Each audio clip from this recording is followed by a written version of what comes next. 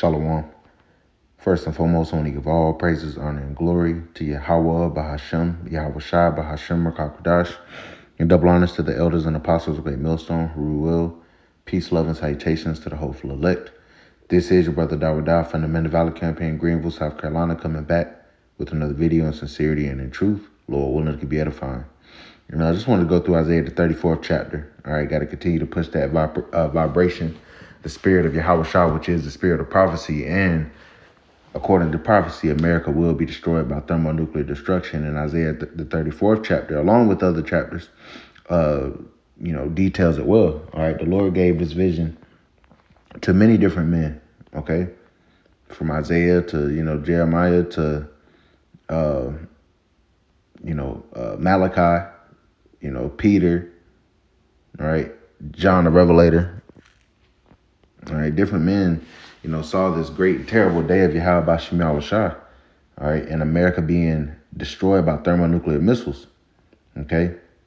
So let's go through this chapter, about 17 verses, not too long, all right, but, let's let the word speak, man, because, hey, the words of the Lord do not go out void, all right? They will come to pass, all right, just like Noah, prophesied for over 100 years.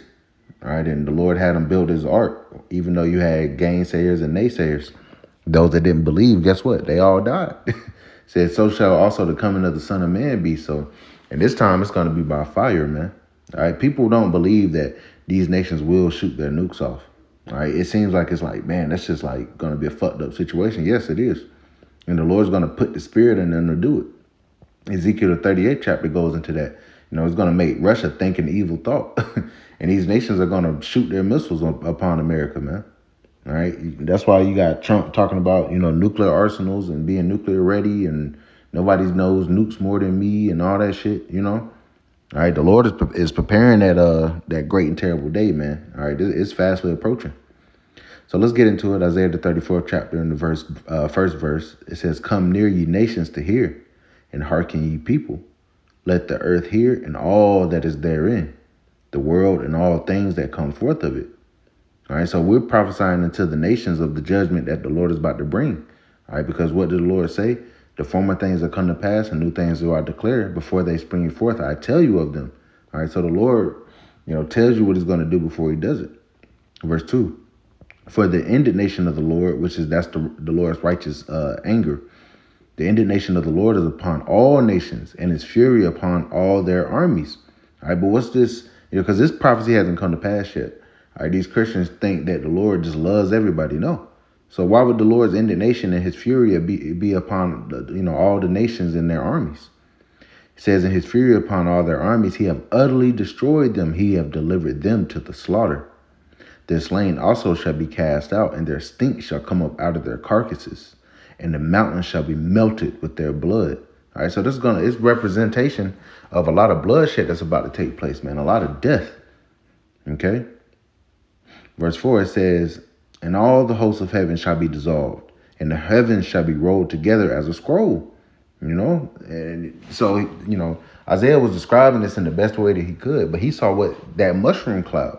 Because now that they have this technology, and we've seen them do tests, we've seen them drop, the bombs on Hiroshima and Nagasaki, which they just actually commemorated 80 years yesterday since that went down. All right. And the scriptures say what? The second woe was come to pass, and behold, the third woe cometh quickly. All right. And this, according to Isaiah 9:5, this war shall be with burning and fuel of fire. So it's going to be those nukes. And those nukes cause mushroom clouds. So it's going to be a massive mushroom cloud. They said when Russia tested the Tsar bomber, the mushroom cloud was fucking massive, man. So it says, "And the heavens shall be rolled together as a scroll, and all their hosts shall fall down," meaning their armies. "And as the leaf falleth off the vine, and as a falling fig from the fig tree," right? Because the missiles are going to go up into the atmosphere and come down and pelt the earth, man. Verse 5, "For my sword shall be bathed in heaven.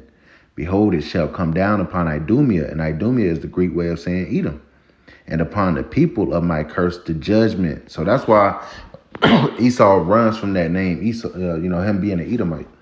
All right, but now he's been revealed. right? Because in the scriptures, you can't get around it. Whoever the Edomites are in the Bible, the Lord hates them, and he has a judgment for them specifically, you know?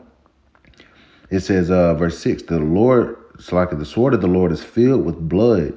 It is made fat with fatness, and with the blood of lambs and goats, and the fat of kidneys of rams. For the Lord have a sacrifice in Bozrah, which is the capital of Edom, and a great slaughter in the land of Idumea. And that's representation of America today. It's like America today, you know. So that's America. Verse 7, it says, and the unicorn shall come down with them, and the bullocks with the bulls, and their land shall be soaked with blood, and their dust made fat with fatness. For it is the day of the Lord's vengeance, and the year of recompenses for the controversy of Zion. Right, the Lord is doing this for us, for the controversy of Zion. Why? Because Esau has us in the land of our captivity, and here it is, we're standing up upon our feet and proclaiming our heritage, and they're still trying to deny it, and they're still going to try to kill us, man.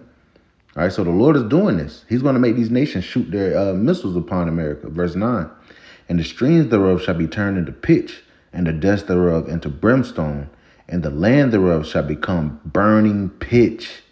All right, all signs lead to America being burned the fuck up, man. Verse 10, it shall not be quenched night nor day. The smoke thereof shall go up forever. From generation to generation it shall lie waste. None shall pass through it forever and ever.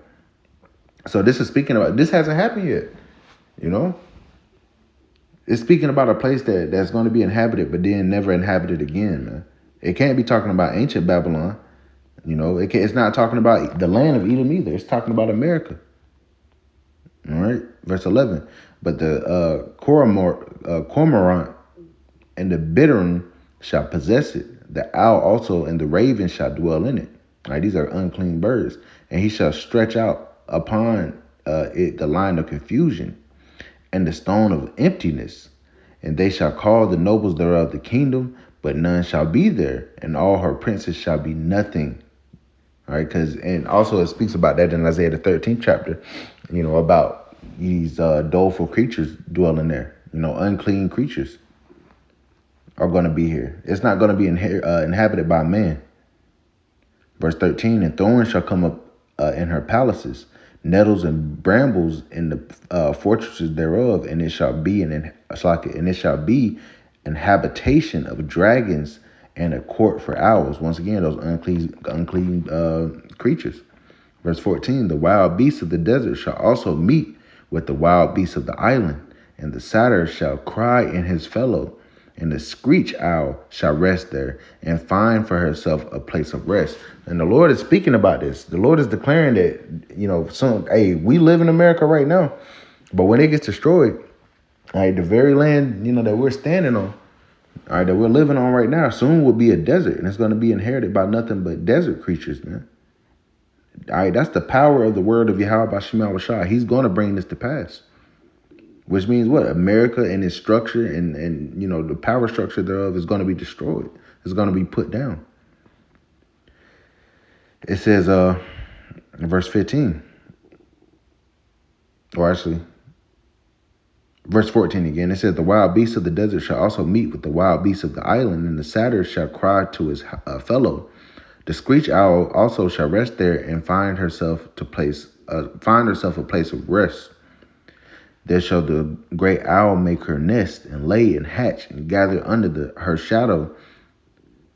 There shall the vultures also be gathered, and everyone with her mate. Verse 16. Seek ye out of the book of the Lord and read. Not one of these shall fail. No one of these shall fail, meaning the prophecies. No one of the prophecies shall fail, including the nuclear destruction.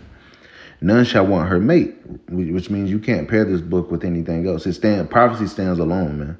Okay, you might go into different books like the Josephus and whatnot, you know, that goes into secular history, but ultimately, you know, everything that we need is found within the scriptures.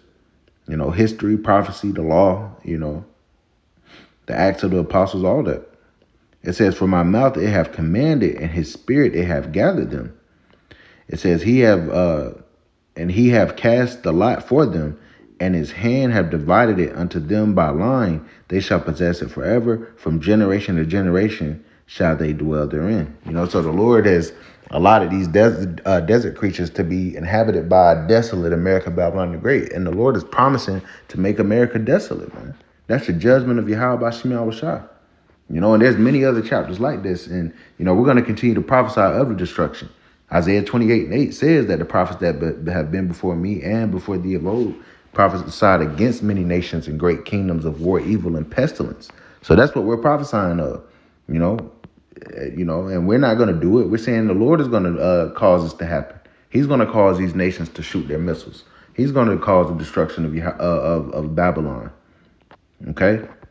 So Isaiah the 34th chapter embodies that perfectly, man. So Lord willing, this is edifying. I want to give all praises, honor, and glory to Yahweh, Bahashem, Yahweh Shah, Bahashem, Kakadash. Double honors to the elders and apostles of Great Millstone, who will. Peace, love, and salutations to the hopeful elect. Till next time, Shalom.